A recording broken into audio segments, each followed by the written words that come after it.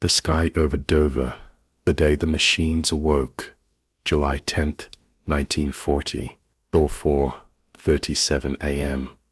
Dover, England. A thin mist rolled in from the English Channel, painting the coastal cliffs in ghostly grey. The hum of generators filled the cold dawn air, mixing with the cries of seagulls circling above. Inside a nondescript brick building, overlooking the sea, a young woman in uniform leaned over a glowing screen. The room was dim, lit only by the faint green sweep of a circular display, the beating heart of Britain's newest and most secret weapon, the Chain Home Radar Network. Her name was Corporal Elsie Robbins, age 21, formerly a radio operator, before being assigned to this mysterious new project. She had been told little, only that she must watch the green line and call out plots when small echoes appeared on the screen. Most in the Royal Air Force barely understood what this equipment did. Even some pilots called it wizardry with wires. But today, the echoes on Elsie's display began to multiply. Dozens of small blips appeared far out over the channel, moving steadily toward the English coast. She pressed her headset. "Control, this is Dover. I have multiple returns, bearing 125 distance 60 miles and closing." Miles away in an underground bunker at Fighter Command Headquarters in Bridge, Air Vice Marshal Keith Park leaned over a large plotting table. Colored markers moved across a map of southern England, each representing squadrons scrambling to intercept the threat. "Get number 11 Group Airborne," Park ordered.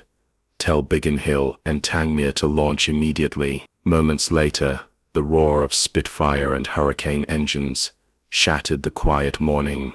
The young men of the RAF climbed into the grey sky, unaware that their advantage, their very survival, came from the strange electronic pulses bouncing off the clouds behind them. Across the channel, the Luftwaffe's Jagdgeschwader 26, led by Major Adolf Galland, prepared to escort bombers bound for Portsmouth. Galland had been briefed that the British air defenses were weak and disorganized. German intelligence dismissed reports of a radio wall along the coast as mere propaganda. "These British toys," one officer scoffed. "They think they can see us coming through the fog." At 07:15, as the formation of Heinkel Hanwhan bombers crossed into radar range, Elsie called again. "Plot confirmed. 50-plus aircraft, altitude 15,000, course west." By the time Galland's squadron saw the white cliffs of Dover glinting in the sunlight, the RAF was already waiting for them. Spitfires dove from the sun, engines screaming. Tracers flashed across the sky. A Heinkel burst into flames, spiraling toward the sea. In the chaos, Galland's radio crackled. "They're on us already. How?" No one in the Luftwaffe yet understood that the answer was hidden in those tall, skeletal towers scattered along the British coast. The very technology they mocked, the radar, had just turned the tide of the first major air battle in history. By noon, the beaches were littered with wreckage. Elsie removed her headset, trembling. "They knew," she whispered to herself. "We saw them coming before they even saw us." Outside, the fog began to lift, revealing the endless grey sea, and the beginning of a battle that would decide the fate of Europe. The Shadow Network, Churchill's Invisible Shield. July 15th, 1940, Bentley Priory, Middlesex. The corridors of Fighter Command hummed with urgency. Clerks pushed trolleys stacked with telegrams, officers barked coordinates, and the sound of telephones echoed like artillery in the distance. At the center of it all stood Air Chief Marshal Hugh Dowding, his eyes fixed on the massive plotting table. Under a web of colored lines and wooden markers, Dowding had fought in the Great War, where battles were measured in yards of mud and barbed wire. But now, in 1940, the front line was invisible, a battle of signals, mathematics, and radio waves. What Germany couldn't see, it couldn't destroy. And that was precisely the point. Across southern England from Ventnor to Bordsea, More than 20 massive radar towers formed what Churchill secretly called the chain home. They were crude but revolutionary, 350-foot steel skeletons, pulsing invisible energy into the sky. The returning echoes told operators exactly how many aircraft approached, their altitude, and their direction, information that reached the RAF within minutes. It was the first integrated air defense system in history. Radar stations detected the threat, filter rooms interpreted it, fighter command plotted it, and squadrons were scrambled accordingly. Every link mattered, every second counted. At 09:12 that morning, the telephone on Dowding's desk rang. "Sir, plots detected off Cherbourg, over 100 bombers course northwest." Dowding exhaled slowly. "Then we meet them over Southampton. Get Park on the line." Meanwhile, deep inside a coastal radar hut, Sergeant Harold Penrose adjusted the dials of his transmitter. The machine emitted a low, steady hum. Sweat glistened on his forehead, despite the cool air. He had been awake for 16 hours. The screens flickered, static crackling like distant thunder. Then, there they were, dozens of dots blooming across the phosphor. Multiple echoes confirmed, he muttered. "They're coming fast." He knew what that meant. More pilots sent into the storm. He also knew that every echo he reported could save lives, or cost them. The responsibility was crushing, but he didn't dare hesitate. Miles away, RAF pilots sprinted across grass runways, helmets clutched in hand. The air was thick with the stench of fuel and oil. One by one, Spitfires took off, their Merlin engines roaring as they clawed for altitude. Over the Channel, the Germans maintained their confidence. To them, every sortie was a test of British endurance and British arrogance. Luftwaffe commanders, unaware of the radar's accuracy, believed they still held the advantage. In a briefing in Calais, General Feldmarschall Albert Kesselring smirked. "The English can't possibly launch fighters this quickly every time." Coincidence? Nothing more. But day after day the pattern continued. Bombers would cross the coast, and almost immediately RAF fighters appeared in their path, as if summoned by ghosts. By late July, German pilots began whispering rumors. "The English can see us before we see them." Some dismissed it as fear. Others, like Galland, started to suspect otherwise. After a brutal engagement over Portland, Galland watched two of his Heinkels vanish in fireballs. He clenched his jaw, radio crackling in his ear. How do they always know where we are? Back in England, radar operators barely looked up from their screens. They were exhausted, underpaid, and unrecognized. But in the dark, humming rooms of Chain Home, the pulse of invisible waves beat like a second heart of Britain.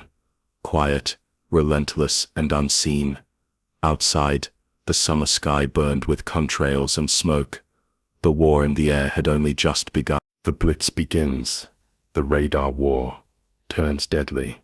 August 13th, 1940, at Bleuetag, Eagle Day, northern France. The order came at dawn. The Luftwaffe was to crush the Royal Air Force in one decisive blow. Bombers roared to life along the French coast, their engines drowning out the officers' voices.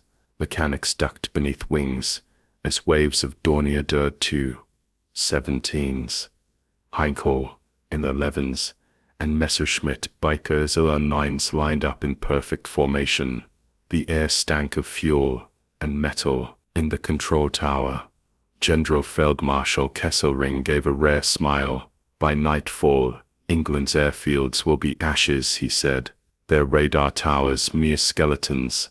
The Germans had finally noticed the tall steel structures along the coast. They were strange, alien things, towering spires that shimmered in the distance. Intelligence now confirmed what pilots had whispered for weeks. Those radio towers weren't for communication. They were eyes. The Luftwaffe would make them blind. At 06:25, the first bombers crossed the Channel. Elsie Robbins was once again at her post, headset pressed tight, watching the green waves sweep the screen. Her heart pounded. The echoes were massive, far larger than before. Control Dover reporting. Multiple raids inbound, over 200 contacts. They're coming for us. Moments later, the ground shook. The radar station at Ventnor, on the Isle of Wight, was hit directly. Flames erupted, smoke pouring from the generator room. Operators scrambled for cover as bombs cratered the coastline. Within hours, 3 other chain home stations were also hit. For the first time, Britain's invisible shield was bleeding. Yet, Dowding had prepared for this.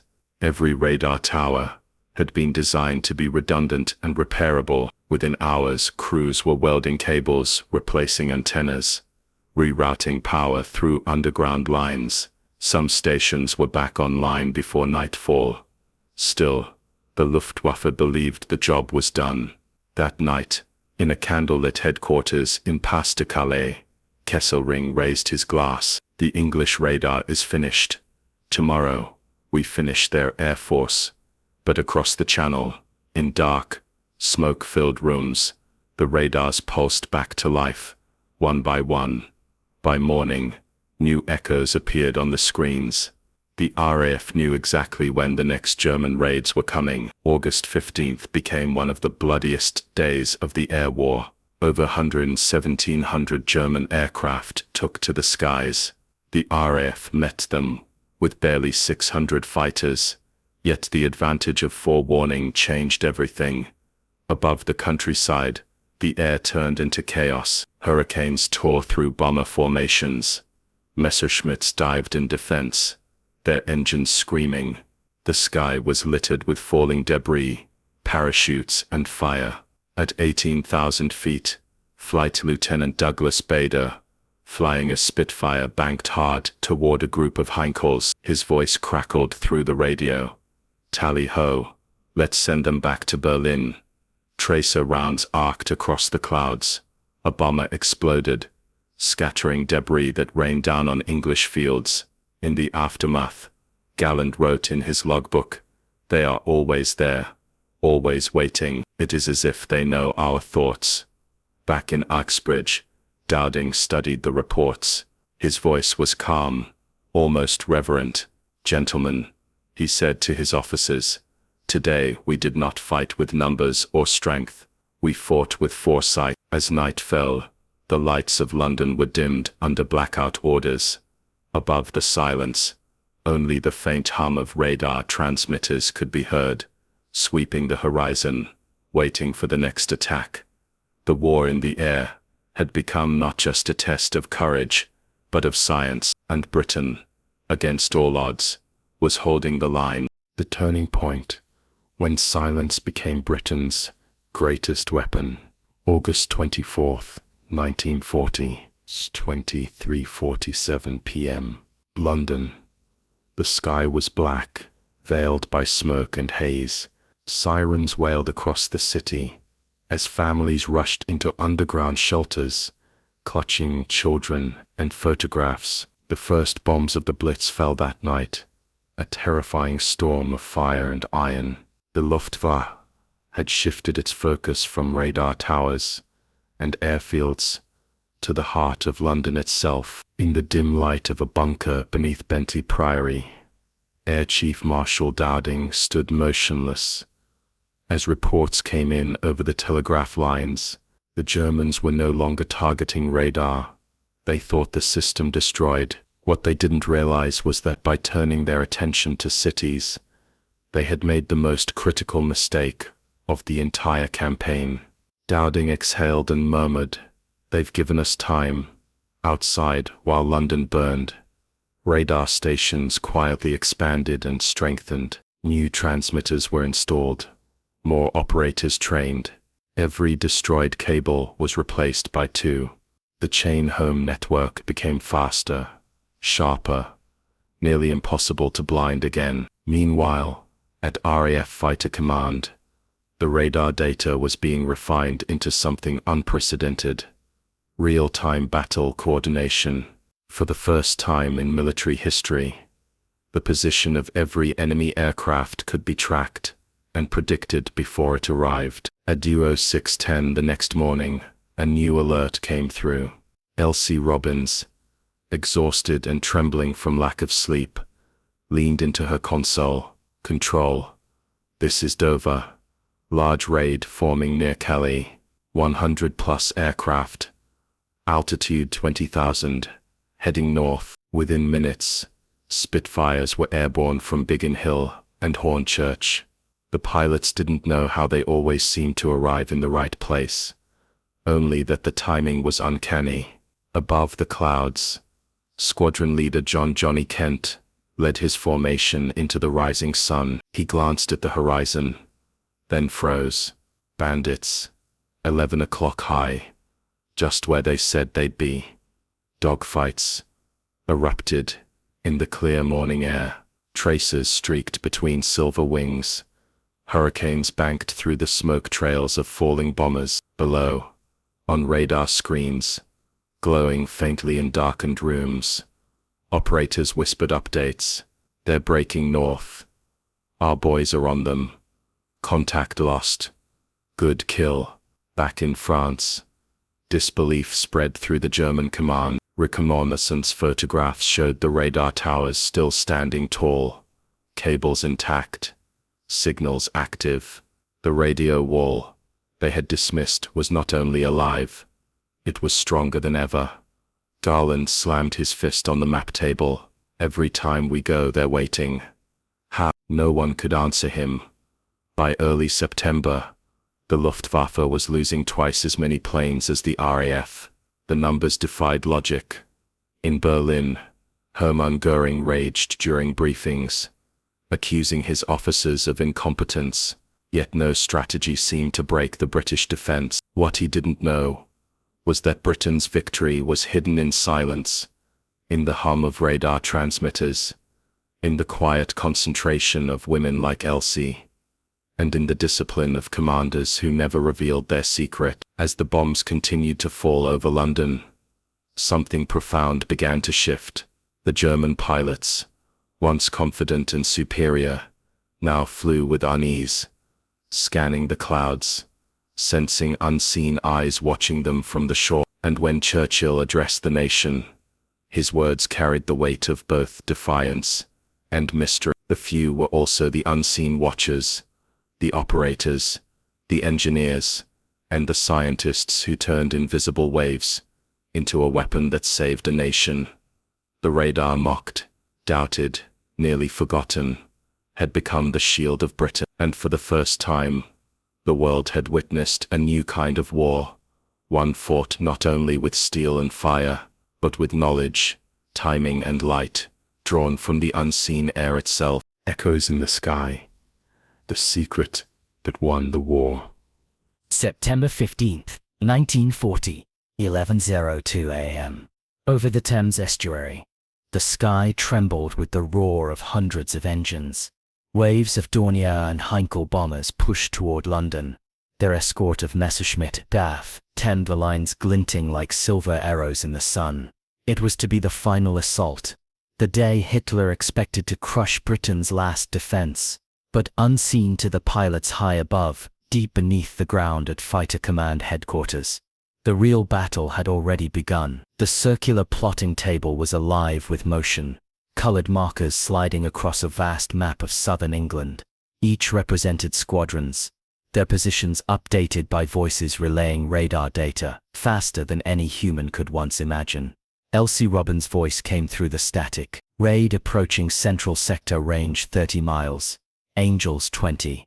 Dowding, his hands clasped behind his back, nodded. Scramble 3-3 Squadron, tell them Godspeed. Far to the north, the Polish pilots of Noma 303 Squadron leapt into their hurricanes. Engines screamed as they raced down the grass strip. They had come to Britain as exiles. Now they fought as avengers. Minutes later, the British radio waves came alive with shouts, gunfire, and coded commands.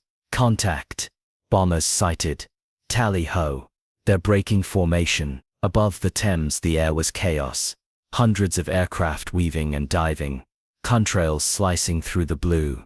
A Dornier burst into flame.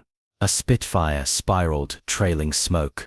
Over the din, the calm voices from the radar stations guided reinforcements into the fray. For every bomber formation, there was an answering flight of British fighters, timed with uncanny precision. The Luftwaffe couldn't understand it.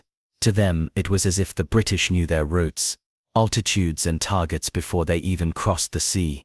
They did. At 12:30 p.m., Göring, monitoring from France, demanded reports. His officers hesitated. Mein Reichsmarschall, our losses are heavy. The English fighters, they are always there. By sunset, nearly 60 German aircraft had been destroyed.